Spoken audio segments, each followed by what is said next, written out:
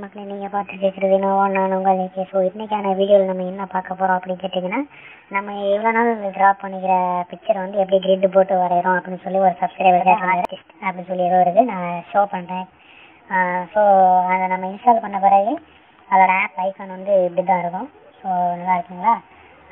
இது வந்து நம்ம இன்ஸ்டால் பண்ண பிறகு அது என்ன ஏதோ பேர் இருக்கு, கியோ என்னன்னு சொல்லிட்டு இருக்கோம். என்னடா அப்போ சைனீஸ் ஆப் இது பண்ணுறியா அப்படின்னு கேட்டிங்கன்னா, அது என்ன கண்ட்ரி ஆப்னே தெரியாது. நல்லா இருந்துச்சு, நான் யூஸ் பண்ணுற வரைக்கும். ஸோ நம்ம பார்ட்னர் ஸ்கேலட்டன்ஸ்னு ஒரு வருஷம் யூஸ் பண்ணிகிட்டு இருக்கோம். ஸோ இந்த ஆப்பில் வந்து என்னென்ன இருக்குது அப்படின்னு சொல்லி பார்த்துடும். இந்த கிரிட் மெத்தடு என்னென்ன ஃபைல் சோர்ஸ்லாம் இருக்குங்கிறத நம்ம ஆப்ஷன் என்ன இருக்குது பார்த்தீங்கன்னா, first size, effect, grid, stroke, get pixel, brightness, real size, list image, model, save எல்லாமே இருக்குது. ஸோ இது வந்து பார்த்தீங்கன்னா சைஸ். அப்போ ஒரு நம்ம ஒரு பாக்ஸ் கிரிட்டுன்னு எடுத்துக்கணும், அதில் இருக்கிற பாக்ஸோட சைஸ் என்ன அப்படின்னு சொல்லி சொல்கிறது தான் இது. ஓகேவா?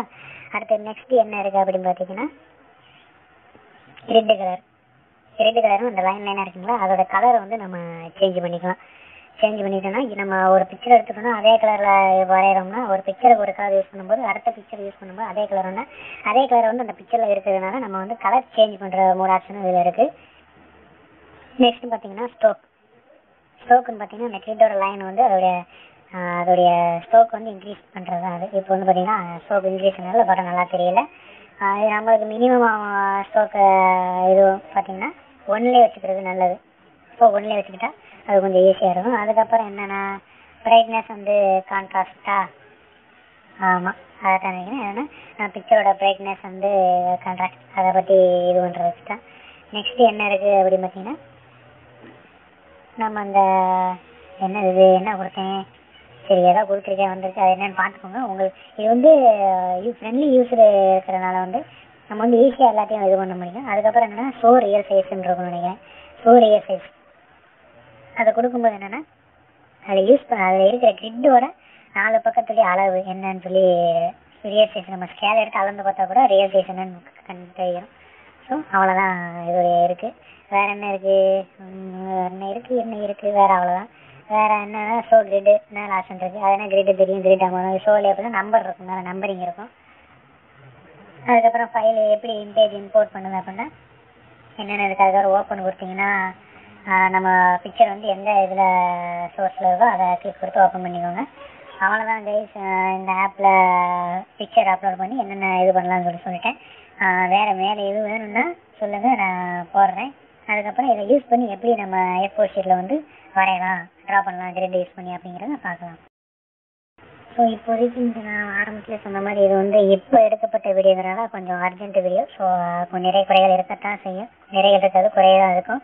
ஸோ இது வந்து நம்ம A4 ஷீட்டில் எப்படி எழுதலான்னா சொல்லிட்டேனே 1.3 சென்டிமீட்டர் எடுத்துக்கிறோம். அதாவது ஒரு கிரிட்டோட சைஸ், ஒரு பாக்ஸோட சைஸ் எடுத்துக்கிறோம். இதை வந்து A4 ஷீட்டில் எப்படி வரையலாம் பார்த்தீங்கன்னா, ஹரிசாண்டலாக இது மூவ் பண்ணிக்கிறேன். ஹரிசாண்டலாக ஒரு லைனும் வெர்டிகலாக ஒரு லைனும் நம்ம எடுக்கிறத பொறுத்த ஹரிசாண்டல் லைனும் ஒரு வெர்டிகல் லைனும். ஹரிசாண்டலுக்கு பார்த்தீங்கன்னா 1.3 சொல்லிட்டு ஒரு சைஸ் குறிச்சுக்கிறோம். 1.3 அப்படி குறிச்சுக்கிறோம். அதே மாதிரி வெர்டிகலாவோ ஹரிசாண்டலாவோ அதே மாதிரி 1.3 குறிச்சுக்கிட்டு நம்ம வந்து லைனை ட்ரா பண்ணலாம். பட் ஆனால் இதில் மிகப்பெரிய ட்ராபேக் ஒன்று இருக்குது. இப்படி யூஸ் பண்ணிங்கன்னா சத்தியமாக உங்களுக்கு படம் வராது. இதை நான் அடித்து சொல்லுவேன். இன்னொரு இது ஈஸியாக எப்படி வரைங்கன்னா, ஏதாவது ஒரு லைனை மட்டும் நம்ம எடுத்துட்டு 1.3 போட்டுட்டு அந்த லைனை மட்டும் ஸ்ட்ரைட்டாக போட்டுக்கோங்க. ஓகேவா? நெக்ஸ்ட்டு என்ன பண்ண போகிறோன்னா, இன்னொரு லைன் ஆப்போசிட்டாக இருக்க லைன் அது 1.3 போட்டு எடுத்துக்கிட்டோன்னா நம்ம இந்த மெத்தடை வந்து, ஏன்னா நம்ம ஒரு பிக்சல் வந்து முடிச்சிட்டோம், அதனால் இது இன்னொரு பிக்சல் வந்து இது பண்ணுறாங்கன்னா ஸ்ட்ரெயிட் லைன் இருக்குன்னா ஸோ ஈஸியாக இருக்கும் நம்ம போடுறதுக்கு. அவ்வளோதான் கைஸ். இதை யூஸ் பண்ணி நம்ம பிக்சரை வந்து ட்ரா பண்ணிடலாம்.